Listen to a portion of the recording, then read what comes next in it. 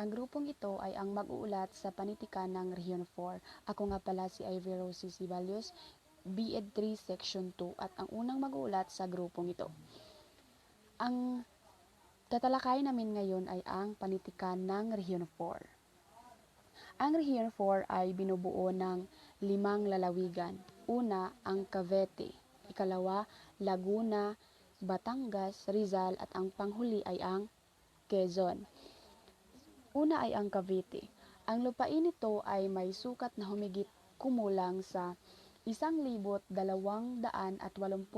kilometrong parisukat. Binubuo din ito ng 19 na munisipyo at may 3 lungsod. May kabuuang populasyon na 1.5 milyon at Imus naman ang kabisira o kapitulyo nito.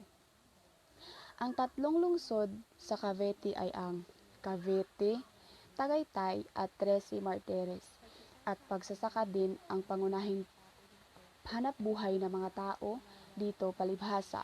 Ang lalawigang ito ay may malalawak na mga matatabang lupa at sagana rin ang mga lalawigang ito sa prutas tulad ng pinya, papaya, saging at mga sariwang gulay at iba pa.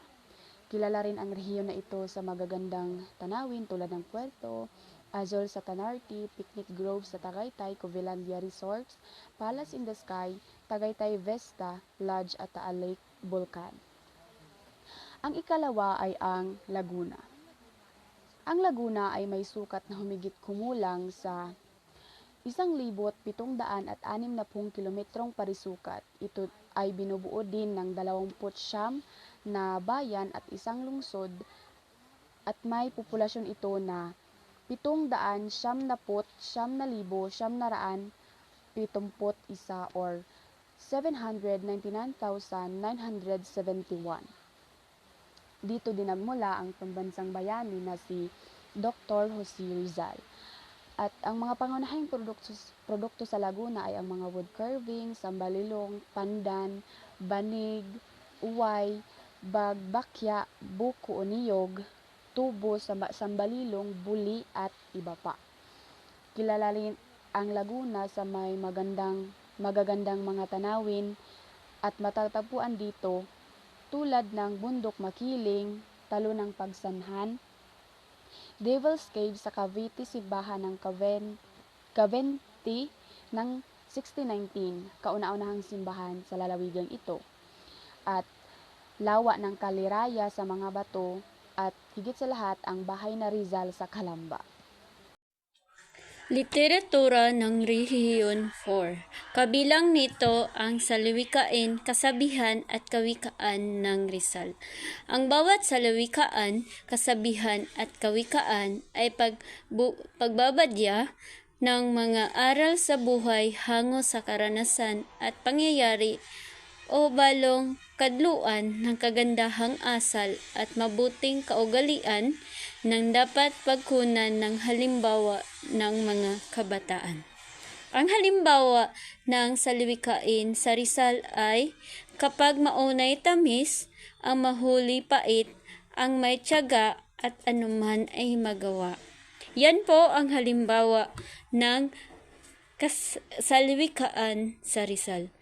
At ang halimbawa naman sa kasabihan sa Rizal ay ang kabataan ang pag-asa ng bayan. At ang halimbawa naman sa kawikaan ng Rizal ay ang hindi magmahal sa kanyang wika ay mahigit pa sa hayop at malansang isda. Ang lalawigan sa Rehiyon 4 ay tulad ng iba't ibang lalawigan, mayroon rin itong pamahiin. Maraming mga kilos na binibigyan na nagbubunga na hindi mabuti. May mga batay na nakapagdudulot ng kasiyahan at meron din namang nagbibigay ng kapighatian at kalungkutan sa buhay.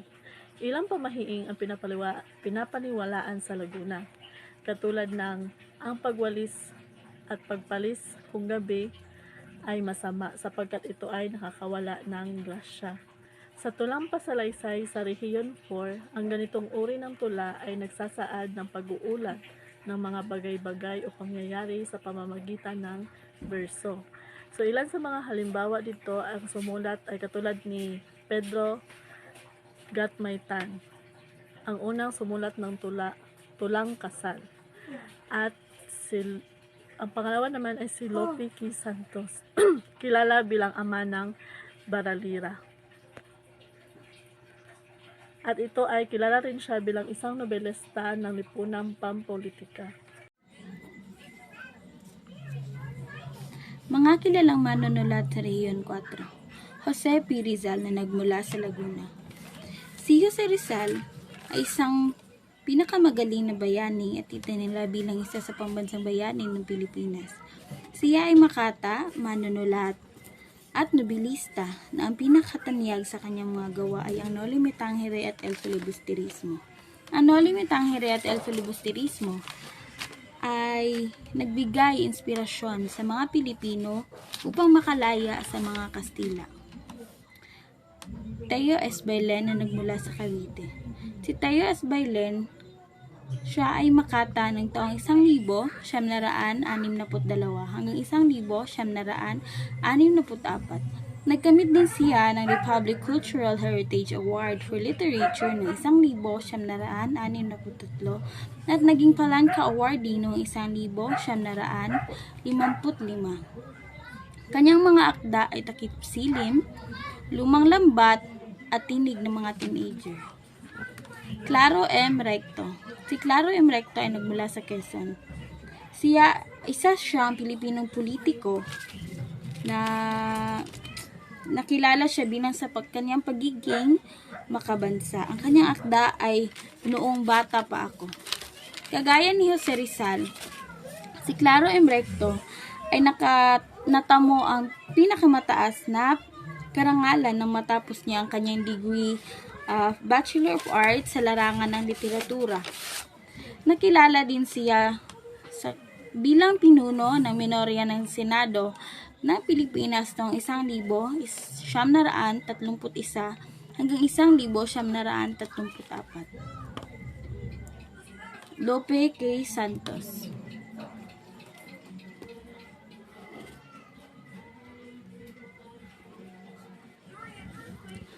Si Lope K. Santos ay isang taniyag na manunulat,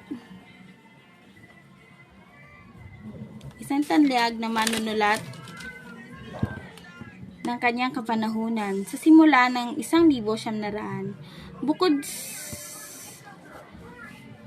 Bukod sa pagiging manunulat, isa rin siyang abogado, kritiko, lider obrero at itinuring na ama ng pambansang wika at balarila ng Pilipinas.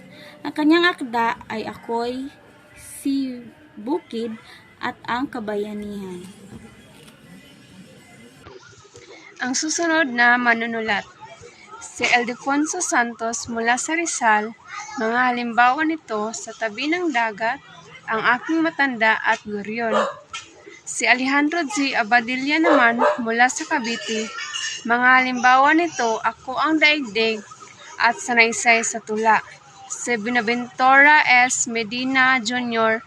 mula sa Cavite. Mga halimbawa nito, Kapangyarihan at Punong Kahoy. Panghuli naman, si Ligaya C. Tiamson Robin mula sa Rizal. Mga halimbawa nito, Paano nagsusulat ang isang ina.